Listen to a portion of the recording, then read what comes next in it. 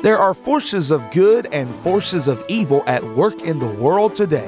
What are these forces? Who is responsible for the good? And who is responsible for the evil? Richard Shoff talks about current events which are rarely discussed by the mainstream media, events that affect us all. This program seeks to identify, to inform, and to equip the believer for what's ahead. Welcome to What in the World is Going On? This is What in the World's Going On. I'm your host, Richard Shoff. The program, sponsored by Lincoln Log Homes. We are pro-Christian, pro-American, pro-life, pro-Second Amendment, and here by the grace of God.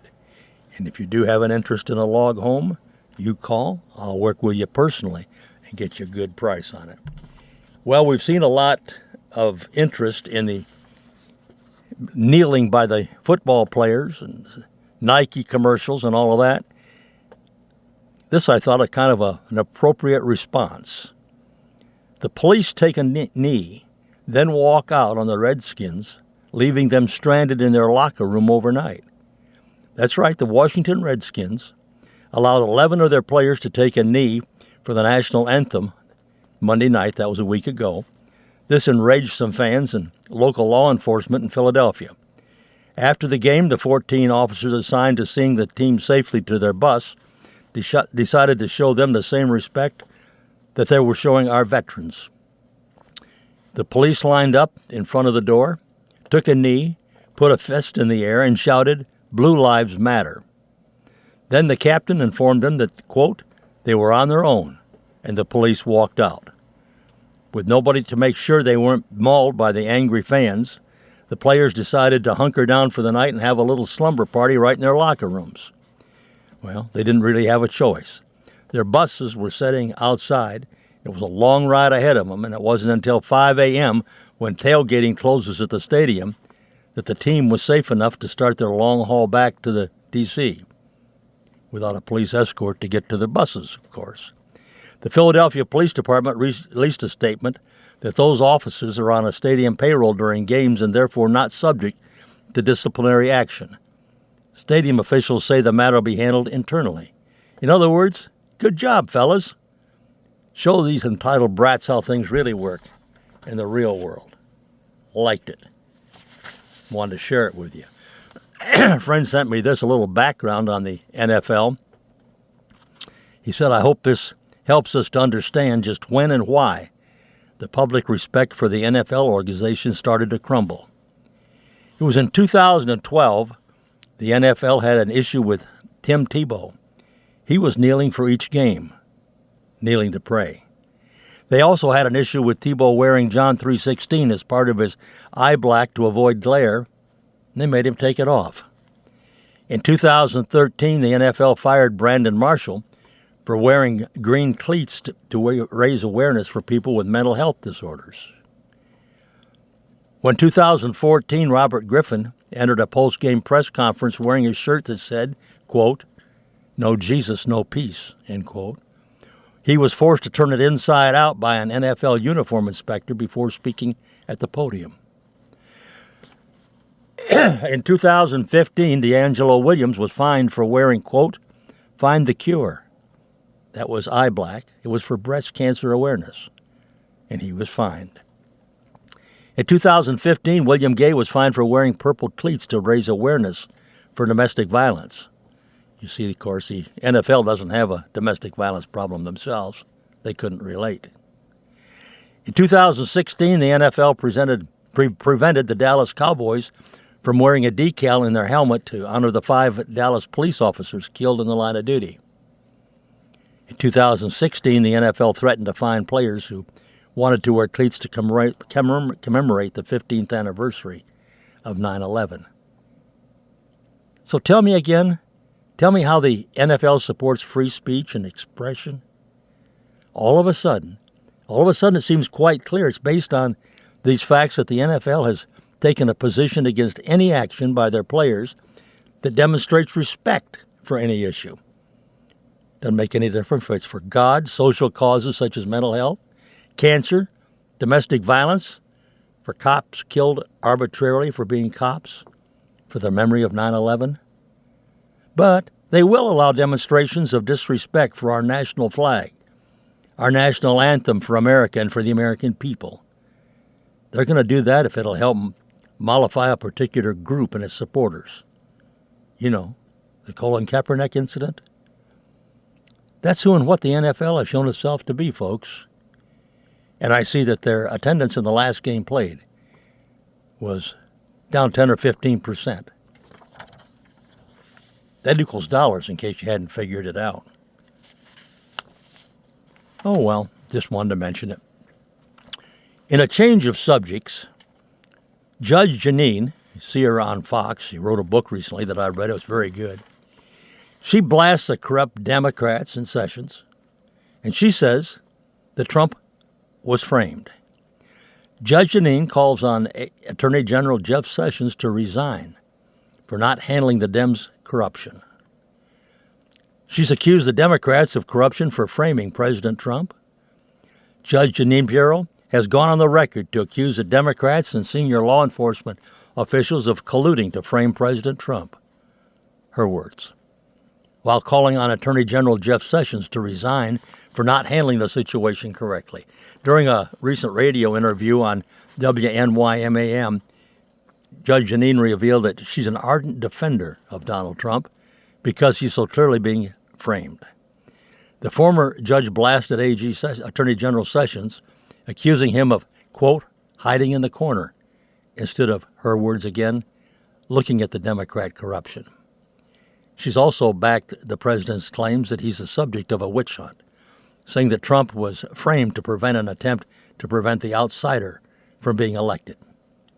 Well, we found out recently that Andrew Weissman, the top dog of the Mueller prosecution on this, or the special counsel team, that he was involved with Bruce Orr and knew nothing about the dossier. That was fake. It was false, and he knew it was false, according to the judge. And as a result of that, you've got a fake dossier being handled to a FISA court. Wow. And now Mueller's investigating Trump for this, and the truth is that Weissman knew all about it. Nobody's looking at the corruption. It's all one-sided, the corruption on the part of the Democrats. And this president is being framed. It's that simple. A quote from Judge Jeanine about the corrupt Democrats and Attorney General Sessions. She said, I've been in law enforcement for over 3 decades, and this guy was framed. Nobody's looking at the corruption. It's all one-sided. The corruption is all one-sided on the part of the Democrats, Pierre said. This according to The Hill, where it was reported. She also reiterated the argument she'd made on her Fox News show Saturday, a week ago, that Attorney General Jeff Sessions has been gutless in his role as the nation's top law enforcement agent. I'm quoting her now. That guy, Jeff Sessions, he has no prosecutorial balls. It's as simple as that. He's hiding in the corner. I don't know what he's doing. She said this on Justice with Judge Jeanine a day earlier. She challenged the Attorney General to either resign immediately because you're not wanted or put on your big boy pants and be a real Attorney General. No one elected you, Jeff. No one petitioned to make sure you got the job, she said on her show. You're certainly not entitled to the job. You groveled and begged for the job, and out of loyalty, President Trump gave it to you. You're so clueless. You don't even know that you're being used. You don't even know that you're nothing but a shill. In fact, the only constituency that wants you is the deep state that needs someone to protect their flank from investigation. Jeff Sessions is accused of not looking for Democrat corruption, that he's targeting President Trump. The move to get rid of Sessions has gained steam in recent weeks. Even one of the Attorney General's biggest defenders on Capitol Hill, Republican Lindsey Graham, has indicated he wouldn't be adverse to seeing Sessions go. We need an Attorney General that can work with the President, that can lead the department. This is a relationship beyond repair, the senator said. Good work, Judge Jeanine. By the way, folks, she's on Fox on Saturday night about 9 o'clock. Reruns in the middle of the night sometimes. In case you go to bed early like I do, you can still catch it. She tells it like it really is. And let me ask you something. Just how far do you think the left will go? There was no honeymoon for the unlikely winner in the 2016 election. Progressives have, in succession, tried to sue to overturn Trump's victory using several different approaches. First on the bogus claim of fraudulent voting machines. Then they sought to subvert the Electoral College by bullying electors into renouncing their respective states' votes. There was massive protests and boycotts that marked the inauguration. Then there were articles of impeachment introduced in the House.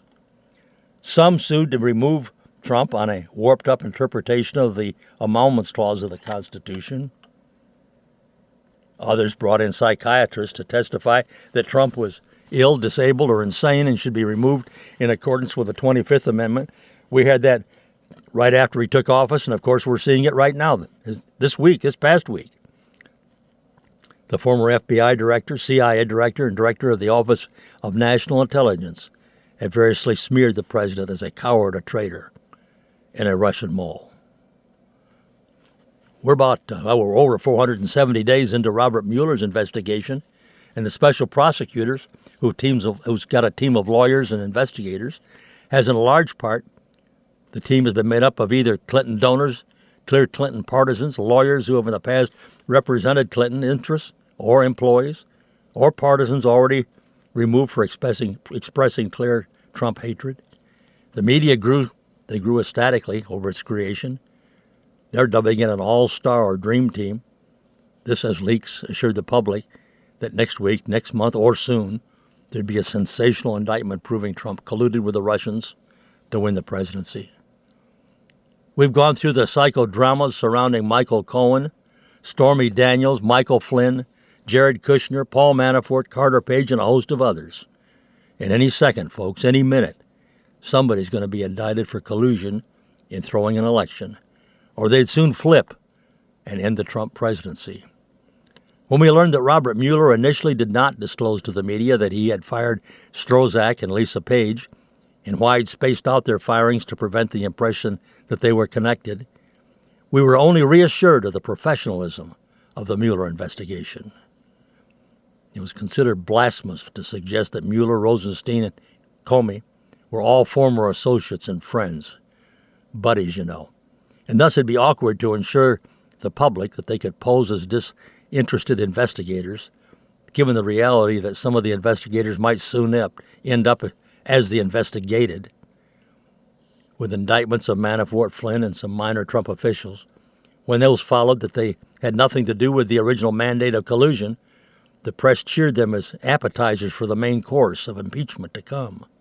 It was considered unpatriotic to suggest that Mueller did not find Russian collusion in a sea of collusion, at least as evidenced by a prior Obama hot mic promise to calibrate U.S. policy on European missiles defense to Russian behavior conducive to Obama's 2017 re-election, or huge Russian-related donations to the Clinton Foundation, roughly at the same time Secretary of State Hillary Clinton helped to facilitate sales of some U.S. uranium to those Russian companies.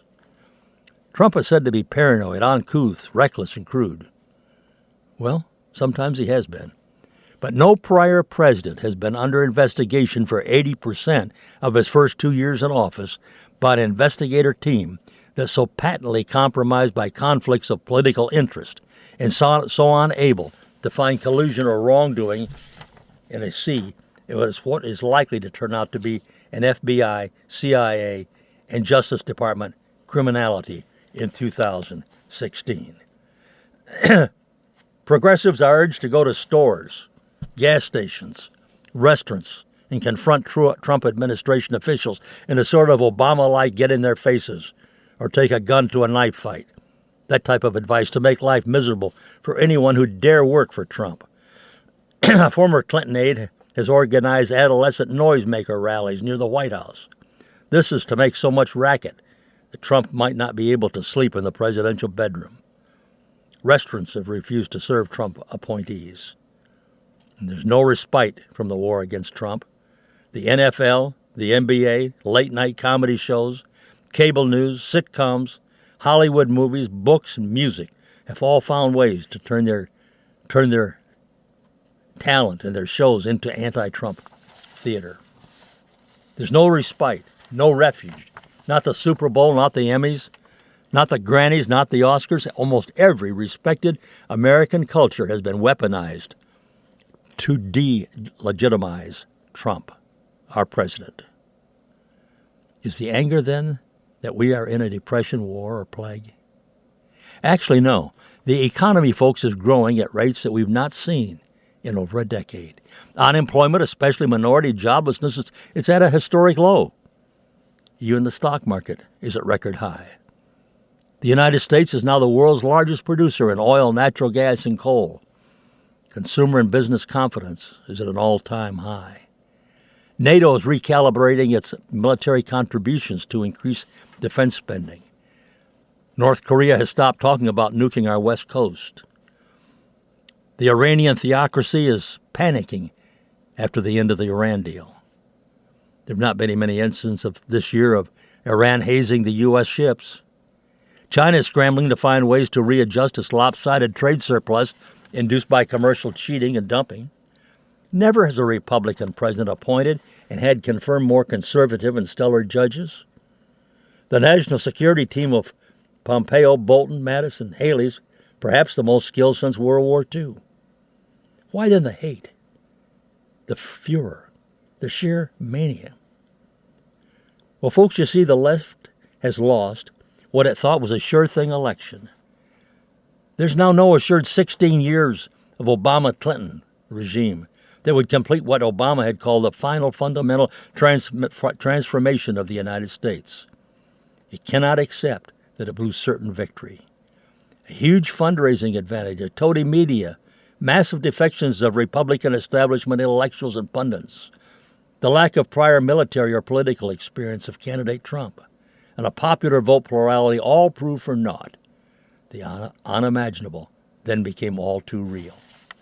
Trump was our president. The left did not just lose the 2016 election. It lost the Congress, the presidency, and the Supreme Court. And it lost them all to a rash, uncouth, Queens-accented Manhattan billionaire reality TV star who systematically planned to dismantle 8 years of Obama administration executive orders. And unlike almost all prior politicians, Trump, when in office, kept his promises. And systematically he went about to halt the supposed progressive future, the one plan for America. The Obama apparat, the proverbial deep state, never imagined Trump could win, and thus to ensure that he would not just be defeated, but humiliated, they vied to use the power of government to destroy the Trump candidacy. The National Security Council was weaponized and thus unmasked the names of surveyed Americans and leaked their names to the press, this all to undermine the Trump campaign. The Department of Justice was weaponized to ensure Hillary Clinton was exonerated for her misdeeds concerning her email server and quid pro quo collusion with a variety of foreign and domestic influence peddlers and buyers. The FBI and CIA were weaponized to subvert the Trump campaign by peddling the unverified smear dossier. That was all paid for, by Hillary. They implemented informants into the Trump campaign and by undermining a FISA court through dishonest presentations of evidence for warrants to spy on American citizens. All such behavior was assumed to ensure the landslide Clinton victory, and thus would be seen as sacrifice beyond the call of duty to be reported by a President Clinton, not as illegal behavior to be punished during a Trump administration. And as a result, the more culpability that was exposed, the more the culpable went on the offensive, on the theory that constant attack is the best defense against their own criminal liability. Think of the fears John Brennan of behind bars. Think of it, folks. The problem is that all of the above is probably not a 51% winnable program. And progressive fear that their base will not allow them to move to the center to capture the old blue-collar white working class or the parole, Tea Party, and Blue Dog voter. Nor can they afford to move much further leftward, given that they are increasingly dependent on Obama-like identity politic candidates without an Obama-like charismatic candidate. Democrats privately acknowledge that Obama wrecked the Democratic Party. He lost Congress, the presidency, state and local offices, and then the Supreme Court. But they must praise the forces of that wreckage and seek to trump them by becoming the party of hyper-identity politics. In other words, the Democrats know what sort of agenda might bring them back to power, as it did in '92. But they feel like the Clinton-esque cure is worse than the disease of being in the pure political wilderness without power. So for now, they rant, they rave, and they stew, accepting that they cannot do what might save them, and therefore they only do more of what is destroying them. Out of that lose-lose dilemma was birthed Trump hatred. Without a pervasive argument, Progressive came up with the mantra that Trump is a traitor, and that all they needed to do was explain to supposedly stupid voters that their current economic renaissance was actually jackbooted National Socialism. How far is the left going to go, folks? Well, I fear that we haven't seen anything yet. There's more to come. And let me ask you, what do we see coming in America? Is it a Stalinist purge that's coming? Dr. Craig Roberts brought this out, referenced it. This year could turn out to be the defining year for the United States, he said. It's clear that the U.S. military security complex and the Democratic Party, aided by their media vassals, intend to purge Donald Trump from the presidency. One of the open conspirators declared the other day that we've got to get rid of Trump now before he re-wins a re-election in a landslide. It's a known fact that Russiagate is a conspiracy of the military security complex. The Obama regime, the Democrat National Committee, and the prostitute media, it's all together forcing their efforts to try to destroy President Trump. However, the prostitutes never present the fact to the American public. Nevertheless, a majority of Americans do not believe the Democrats or the prostitutes that Trump conspired with Putin to steal the election. One question before us is, will Mueller and the Democrats succeed in purging Trump as Stalin succeeded in purging Lenin's Bolsheviks, including Nikolai Bryan? Lenin called him the golden boy of the revolution, you know. Or will the Democratic Party and their prostitutes discredit themselves such that the country moves far to the right? Stalin didn't need facts and could frame up people at will. He had absolute power, you know.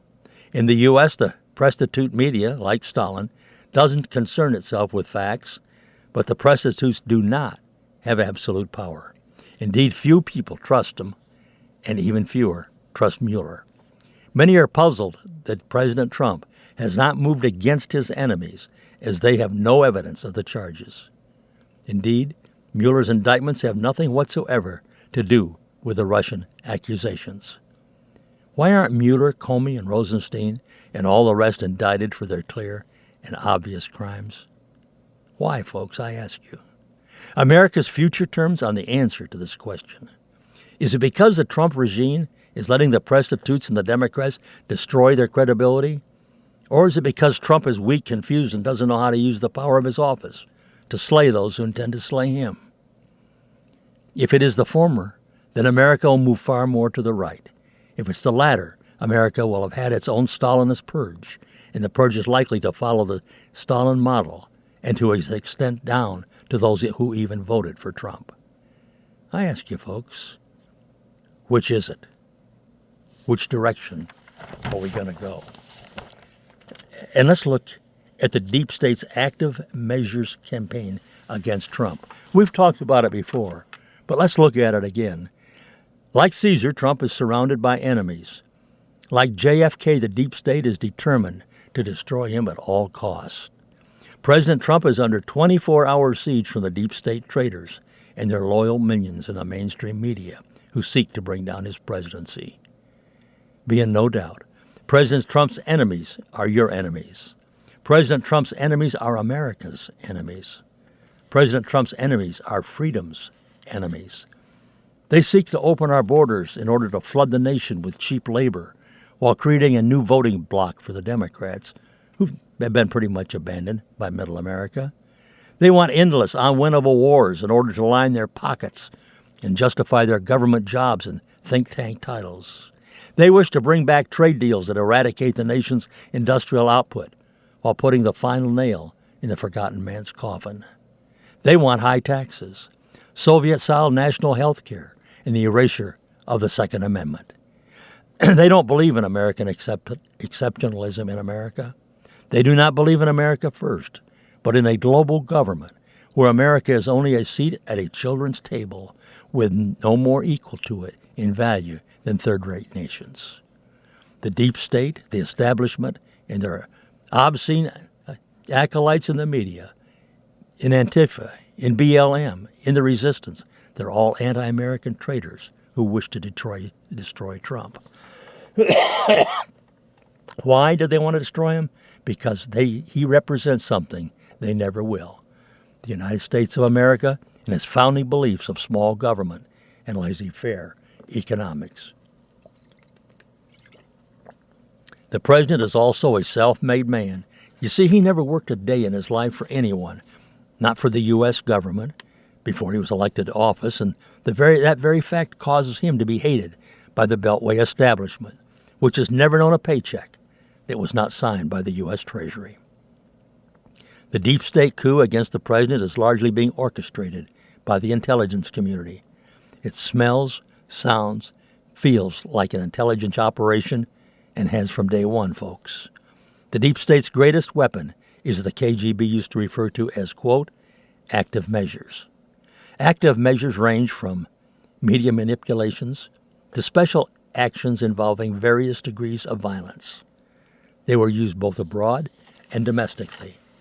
They included disinformation, propaganda, counterfeiting official documents, yes, even assassinations, and political repression, such as penetration into churches and the persecution of political dissidents.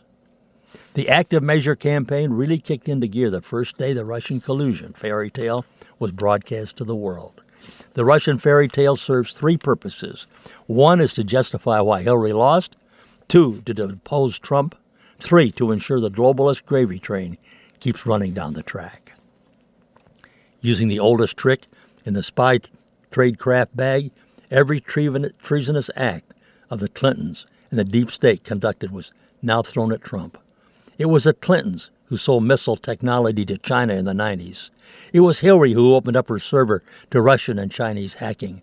It was Hillary who sold the nation's uranium to the Russians. Yet in one fell swoop, Trump was now the Russian agent who colluded with Putin and the GRU to throw the 2016 election. Yeah, through some nefarious Russian operation, Trump became elected with every bleeding heart knew that it should surely be Hillary. With the assistance of a mealy-mouthed attorney general and a deputy attorney general loyal to Comey and Hillary, the special counsel was created to investigate something that never happened. Enter deep state hack and Uranium One bagman Robert Mueller, who along with Obama holdouts in the DOJ has yet to prove that Trump colluded with anyone on the planet. In order to propagate this disinformation, the liberal media has been totally engaged in the operation.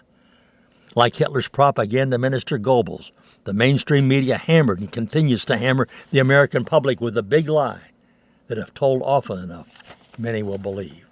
As time progressed, political opponents had to be silenced on Twitter, YouTube, Facebook, Instagram. The big lie was being challenged by America's modern-day Sam Adams, Alec Jones, who's now public enemy number one to the deep state. In the last week, the next phase of active measure campaign against President Trump began with the publication of establishment journalist Woodward's book, Fear. The book, a hatchet job, light on facts and heavy on embellishment, has one main purpose: to paint Trump as an erratic, know-nothing, hot-headed maniac who's got to be constantly restrained by loyal subordinates who refer to the Trump White House as Crazy Town. Sounds like a setup for a 25th Amendment coup, doesn't it? Mr. Woodward would be better served by writing a book on Hillary called Chinatown. Woodward is the perfect deep state operative, someone who many believe is a sainted, impartial journalist, the anti-hero of Watergate, a man who's supposedly a conservative, but is actually an establishment literal. Just in time, folks, the New York Times published in their op-ed this past week, "I am part of the resistance inside the Trump administration." Like the woodwork of fiction, the OPED, whether real or not, was designed to create an image of Trump as a dangerous leader whose actions must be thwarted to save our nation. Not only is Trump not a Russian agent who stole the election, he's also a crazy man who must be stopped at all costs by Quisling inside the White House, they said. A coup d'etat against Trump is in the progress, and at the heart of it, folks, is the active measure campaign being waged against him at this very moment. Goodbye until next week. Ran over a couple minutes.